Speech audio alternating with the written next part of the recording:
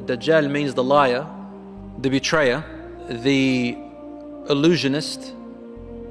Alright, all these words. He comes and says that he is Prophet Isa alayhi salam when he first comes out. In the Bible he's called the Antichrist, or in Judaism, Antichrist.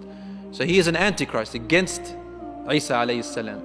Rasul called him Masih al-Dajjal, the Christ who is the liar, meaning he's not the real Christ, but he will make people think that he is. At the moment, the Dajjal will not come until there are prerequisites. There are certain occurrences that are going to happen before the Dajjal comes out.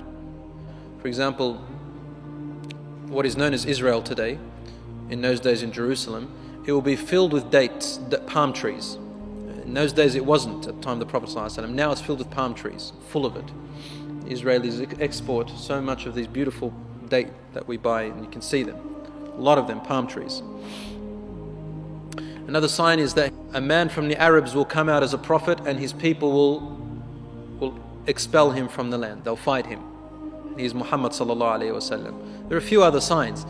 And these are the signs of the closeness of the coming of the Dajjal. He is also called Al-Masih, not only because of the eye that looks like it's been wiped off, but also the word Masih in Arabic means that the one who will spread out through the world. He will go everywhere in the world. And it's also true.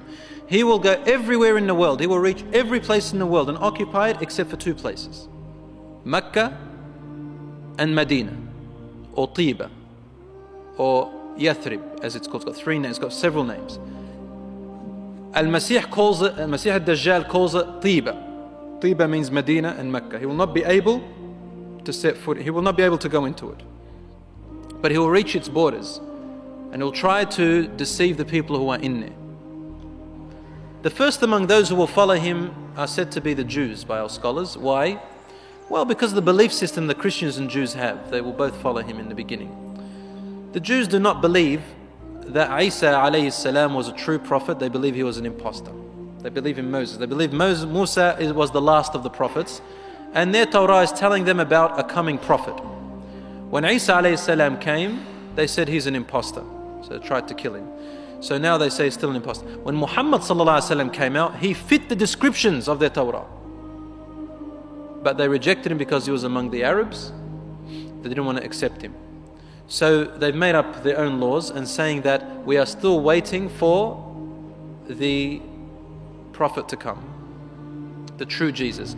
And a Dajjal will come out and say, I am Jesus Christ. And they like his ways. They will follow him. They'll follow him. And the Christians will follow him because they believe, as their Bible says, that Christ will come back. We also believe Christ will come back, alayhi salam. But our Prophet ﷺ told us, be careful, a Dajjal will come then, Isa alayhi salam. The Christians were also told about this, and the Jews, but they get it wrong somehow because they've distorted their scriptures. So he will come out and say, I am Christ, Isa alayhi salam. And he'll show them these miracles that he does, right? And that's why they'll believe him. So he will come out freed, and Allah would give him some powers. Rasul ﷺ told us that he has the power to order the clouds to rain wherever he wills, to order the earth to be fertilized wherever he wishes.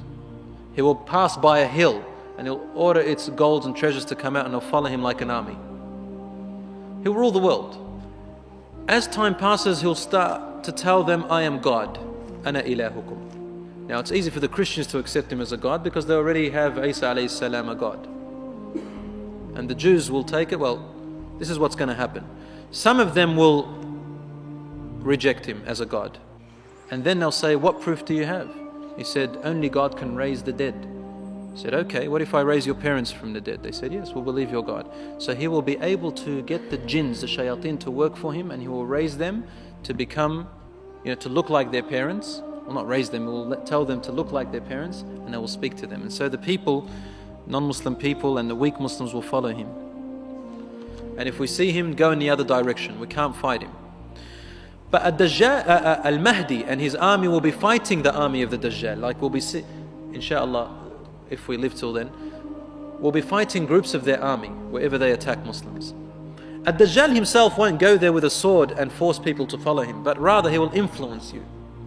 If you don't follow him, he will leave you alone with poverty, absolute poverty.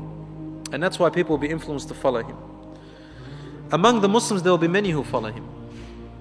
And among the women, many.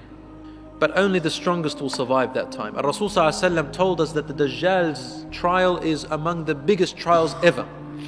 Look at our state now, brothers and sisters. The prerequisites of a Dajjal, what he represents of materialism, is already in the hearts of a lot of Muslims. And this is now, before even the Dajjal has even arrived yet. And already a lot of the Muslims are changing their ways. Alhamdulillah, not all of them. So imagine when he actually comes up in his actual form. It's going to be tremendous. For Rasul ﷺ said, if a Dajjal comes out now and I'm with you, I am responsible to protect you from him. But if I die and he comes out, every person is responsible for themselves, man. Yani, it's something that major. We ask Allah to save us from that. A Dajjal will live for 40 days, as we said. In the first day, it'll be as long as a year. The second day, as long as a month. Third day, as long as a week. And the rest of the days, normal. And there will be one man who will be able to, who will do something. Rasul ﷺ says, I know him, and he is the best man on that day.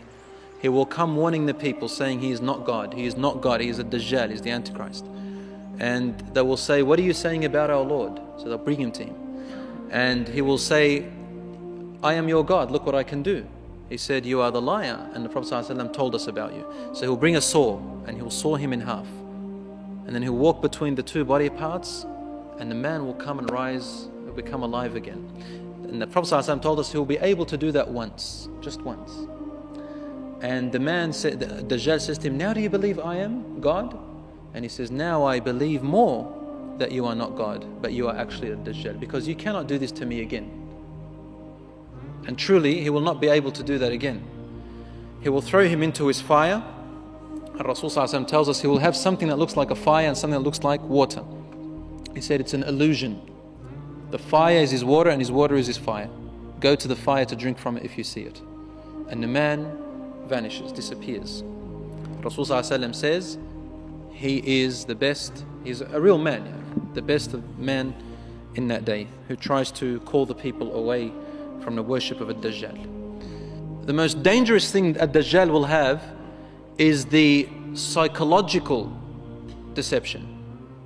Dajjal, the worst, what's so bad? We've had many wars before and Muslims have been wiped out in countries, in places before, but this Dajjal, he doesn't wipe out or take over the rule or authority or power in the world really by weapons of mass destruction or all that stuff. He takes it over by the psychological war. And what do we live in today? What kind of wars do you think today are the strongest and most dangerous wars? It's not the wars of blood and mass destruction. No, it is the ideological wars that we are living now. You could be living in the most peaceful country, and through the internet and television, our youth, our Muslim youth, are being destroyed mentally, psychologically. Where there is, how can I explain it? We are now in a time of what we can call something like a very complex reverse psychological war, reverse psychology, mixed with other deceptions. You look at the evil and you think it's good, and it comes to you with a smile. And our youth think it's okay, until religion is looked at as a restriction rather than a protection. Among the things which the Prophet ﷺ told us to save ourselves from the Dajjal, first of all, is knowledge of the Dajjal, following the Sunnah of the Prophet ﷺ, and second and thirdly, he said, recite the first 10 ayat of Surat Al-Kahf. Alhamdulillahi alladhi anzala ala abdihi al-kitaba wa lam yaj'al lahu iwaja. The first 10 to the end. For they will protect you. Allah will give your heart strength if you recite them when He comes. You won't have that power over your mind or over your intellect. Surat Al-Kahf plays a huge role in the coming of the Dajjal. For those who recite Surat Al-Kahf, you'll see that a lot of its lessons that are in there really speak about our time now, such as Al-Malu wal-Banun zinatul hayat ad-dunya. children and wealth are the decoration of this worldly life, and it will attack the hearts of a lot of people.